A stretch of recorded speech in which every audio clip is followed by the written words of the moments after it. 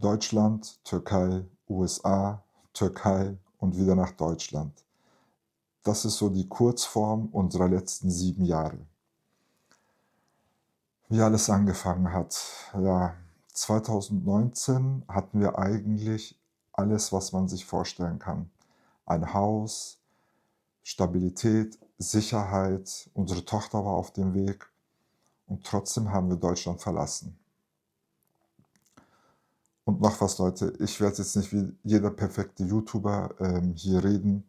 Ich habe hier meine Notizen, ich werde ab und zu reinschauen. Also, ich habe mir viel Gedanken gemacht, aber, ich will ehrlich, offen, transparent sein, auch in Zukunft. Deswegen, ich werde es nicht versuchen, perfekt wirken zu lassen, obwohl es jetzt ein steiniger Weg war bis jetzt. Also, Setup und also, ich habe mich wochenlang vorbereitet und Videos geguckt, aber okay, ich schweife wieder ab, Notizen. Also, ähm, wenn ich an 2019 zurückdenke,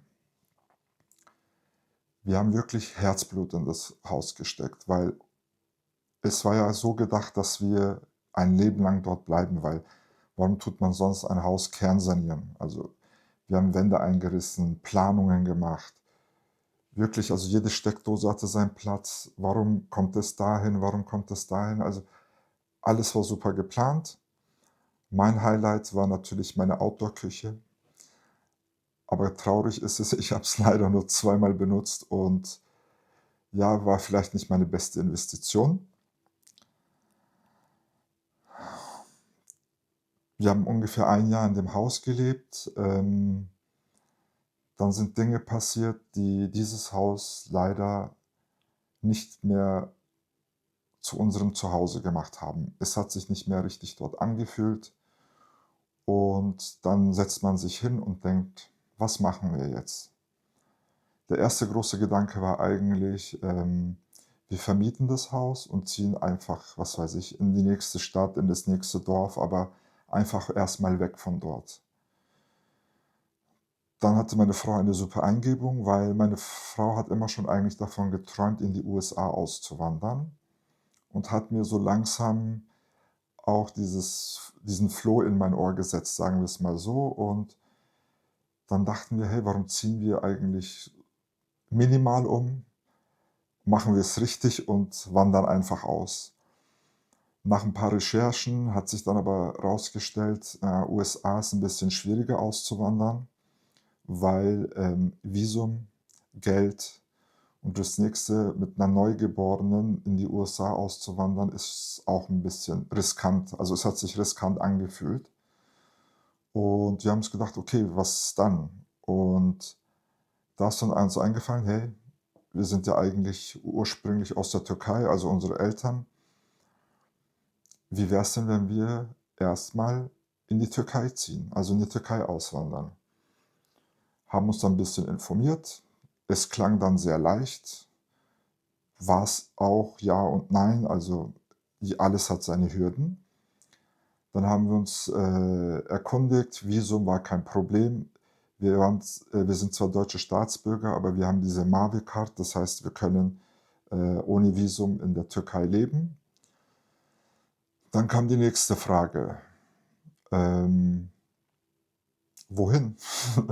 Also, wir haben ein paar Mal Urlaub mit meiner Frau in der Türkei gemacht und Standard natürlich, wie alle Türken, jeden Sommer mit der Familie in die Türkei. Aber das zähle ich jetzt als Urlaub und nicht als Leben, weil viele verwechseln immer beim Auswandern Ferien und Leben. Das sind 2 so unterschiedliche Sachen, aber dazu kommen wir auch noch. Ähm, Jetzt kommt aber das Lustige. Wir haben in Google einfach eingegeben: „Der beste Ort zu leben in der Türkei, was Sicherheit angeht, Familienleben“. Natürlich Strand, Sonne, Meer gehört auch alles dazu. Und Google spuckt aus Izmir, Urla. Wir kannten es davor nicht. Also in Izmir waren wir schon, aber Urla so kannten wir noch nicht. Urla ist so eine Stadt zwischen Izmir und Çeşme. Izmir ist eine Großstadt, Çeşme ist Touristenhochburg. Dann haben wir uns ein paar, Fotos auf Google angeschaut, Videos auf YouTube, halt, um so einen ersten Eindruck zu bekommen. Und es war dann so: „Okay, dann wird's Urla." Also, wir waren noch nie dort, aber es wird Urla.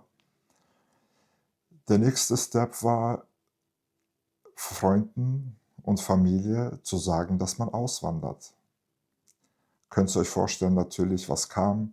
Seid ihr verrückt? Ihr habt ein Eigenheim. Das tut man doch nicht einfach verlassen und wandert aus. Ihr habt ein kleines Baby. Also 99% war eigentlich: „Seid ihr verrückt?" Aber ja, vielleicht war es für manche verrückt. Für uns war es eigentlich so ein Traum, den wir uns erfüllen wollten. Nachdem dann die Familie gesagt hat: „Ja, okay, macht's, was ihr wollt", so auf gut Deutsch gesagt, bin ich ins Flugzeug gestiegen, erstmal ohne meine Frau und meine Tochter, und ich bin in die Türkei geflogen, um mir ein paar Immobilien anzusehen. Äh, Ich wurde eigentlich auch schnell fündig. Ähm, Ich glaube, ich habe mir 3 Immobilien angeschaut, und das dritte Haus wurde es einfach. Es hat sich gut angefühlt. Natürlich war ich immer im Kontakt zu meiner Frau, FaceTime und alles, und wir haben uns dann entschieden: „Okay, das Haus ist es." Wir haben es sofort gemietet, und ich bin einen Tag später, also ich war nur 2 Tage in Urla, bin ich wieder zurück nach Deutschland geflogen. Dann kommen natürlich die nächsten Gedanken. Wir haben ein Eigenheim, was wir saniert haben. Was machen wir damit? Die ersten Gedanken waren natürlich: Es klingt eigentlich am logischsten, wir vermieten es und das war's. Nachdem wir aber ein bisschen mehr drüber nachgedacht haben, nachdem wir darüber nachgedacht haben, war es eher so, ähm, nein, also wir wollten die Verbindung nach Deutschland komplett abbrechen. Es war jetzt nicht so, weil wir Deutschland hassen, darum geht es nicht. Es war einfach, du bist dann in einem neuen Land, musst dich aber noch um eine Immobilie in Deutschland kümmern. Das heißt, irgendwas geht am Haus kaputt, der Mieter ruft an, et cetera, et cetera. Ich weiß, Luxusprobleme, aber wir wollten einfach einen freien Kopf haben und haben gesagt: „Okay, wir verkaufen das Haus." Wir haben auch schnell einen Käufer gefunden. Alles hat super funktioniert. Und das, wovon ich jetzt gerade rede, also diese Zeit von Entscheidung treffen, auswandern bis Haus verkaufen, es hat bei uns nur, ich glaube, maximal 2 Monate gedauert. Dann waren wir schon unterwegs, so, also es ging ganz schnell eigentlich. Dann kamen so nächste Fragen wie, viele wissen es nicht, aber in der Türkei sind viele Sachen sehr teuer, und eins davon ist, Auto. Dann haben wir uns ein bisschen erkundigt, recherchiert. Es hieß dann, wir können unser Auto aus Deutschland, 2 Jahre in der Türkei fahren. Mit der Versicherung das abgeklärt. Dann haben wir gesagt: „Okay, wir nehmen das Auto mit, bevor wir jetzt 'n neues kaufen." Ja, nachdem ich aus Urlaub zurückgekommen bin, eine Woche später saß ich wieder im Auto, diesmal aber mit meinem Bruder, und wir sind nach Urla gefahren. War auch Ich liebe, lange Autofahrten, und das war so wieder so 'n Highlight.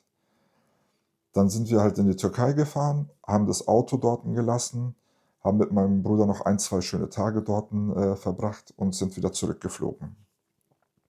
Auto war drüben, Haus gemietet, Haus verkauft. Dann war die nächste Frage: Was machen wir jetzt mit den Sachen, die wir im Haus haben? Kaufen wir neue Möbel in der Türkei, oder nehmen wir die Sachen mit? Und dadurch, dass wir halt gesagt hatten, das Haus, was wir saniert haben, wir wohnen da, bis wir alt werden, haben wir natürlich die Möbeln, also das Beste der Besten, und ganz schöne Sachen gekauft, und die waren halt nicht recht günstig, und, haben gesagt: „Okay, wir nehmen die Sachen mit." Also, um es kurz zu fassen, äh, 'ne Umzugsfirma organisiert.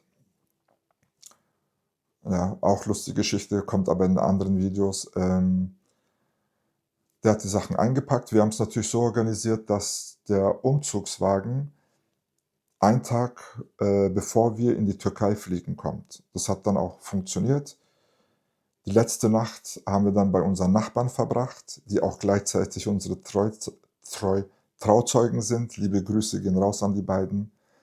Ähm, Dann stehst du da, die Sachen sind weg, du stehst im leeren Haus und für viele wäre jetzt so ein Moment, Emotionen, vielleicht ein paar Tränchen. Bei mir war's gar nicht so. Ich habe mich so gefreut auf die Türkei. Es war mir egal. Also, auch wenn es so schlimm klingt eigentlich, aber es war mir egal in dem Moment. Meiner Frau natürlich nicht, weil sie hatte natürlich viel mehr Erinnerung an das Haus. Es war sehr emotional für sie, aber wir hatten uns entschieden, nächsten Tag ist der Flieger und wir müssen los. Dann sind wir am nächsten Tag in den Flieger gestiegen und es ging in die Türkei. Wenn ich jetzt so zurückdenke, wäre ich ausgewandert? Ja, auf jeden Fall. Hätte ich es genauso gemacht? Vielleicht nicht. Also, mit dem jetzigen Gedanken kann es sein, dass ich das Haus vielleicht nicht verkauft hätte, sondern nur vermietet hätte. Aber das liegt wahrscheinlich daran, nach Corona sind die Immobilienpreise so in die Höhe geschossen.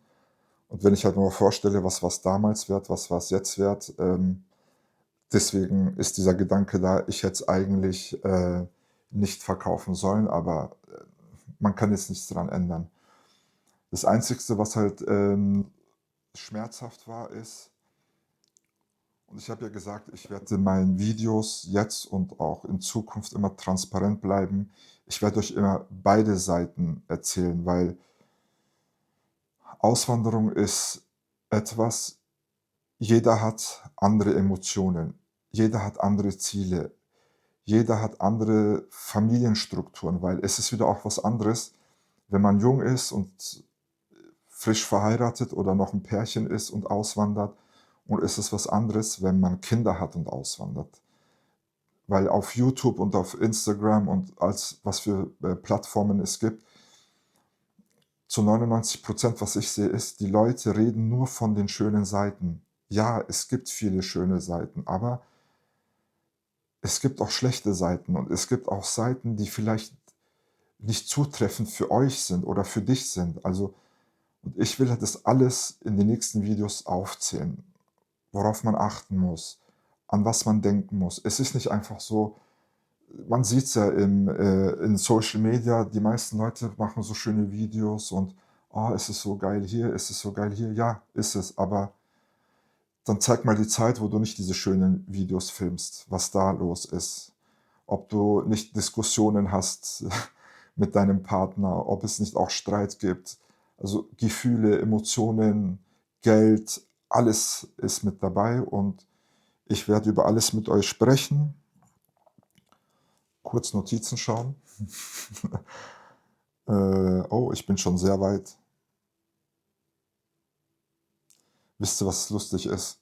Ich habe eigentlich so Notizen gemacht, so perfekte Sätze, die ich dann bringe, die die Leute, dass es noch interessanter wird und so, aber im Endeffekt, ich will meine Story erzählen, ich will euch zeigen, wer ich bin. Ich will euch zeigen, wo alles angefangen hat, wo es jetzt momentan geendet, aber es endet noch lange nicht. Also, wir sind momentan in Deutschland, aber es ist nicht das Ende. Also, werden sehr, sehr wahrscheinlich, wenn es jetzt auch nicht in Kürze ist, irgendwann werden wir wieder auswandern. Also, Deutschland ist momentan nicht die Endstation, aber wir werden noch drüber reden. Ansonsten, was kann ich darüber sagen? Wir dachten wirklich, wir wandern in die Türkei aus, und wenn es wirklich so ist, wie wir es in unseren Vorstellungen haben, dann wird wahrscheinlich USA für uns auch einfach Nebensache bleiben und wir werden für immer in der Türkei bleiben. Aber wir hatten ja keine Ahnung, dass eigentlich diese Auswanderung in die Türkei so was Großes ins Rollen gebracht hat, dass wir halt in kürzester Zeit so oft umgezogen sind, so oft ausgewandert sind und so ein Abenteuer erlebt haben. Und deswegen, ja, es ist Wahnsinn. Okay, ich schweife schon wieder ab. Also, meine Lieben, ich bin noch ein ganz kleiner YouTuber momentan, das seht ihr an meinen Abonnentenzahlen. Ich würde mich freuen, wenn ihr das Video, teilt, meinen Kanal abonniert. Ich habe auch Insta, da könnt ihr auch mal reinschauen. Ansonsten noch kurz in die Notizen. Jetzt müsste eigentlich so ein geiler Satz kommen, der das Video abschließt. Ähm, ja, schau mal hier. Ist gut, hört's mal zu. Es ist nicht das Es war nicht das Ende von etwas, es war der Anfang von allem. Geil, oder? Hätte ich so bringen können, aber wie gesagt, ich will normal mit euch reden, alles supi. Wenn ihr wissen wollt, wie alles angefangen hat, wie alles noch nicht geendet hat, dann abonniert meinen Kanal, liked mein Video und wir sehen uns dann beim nächsten Video. Ciao.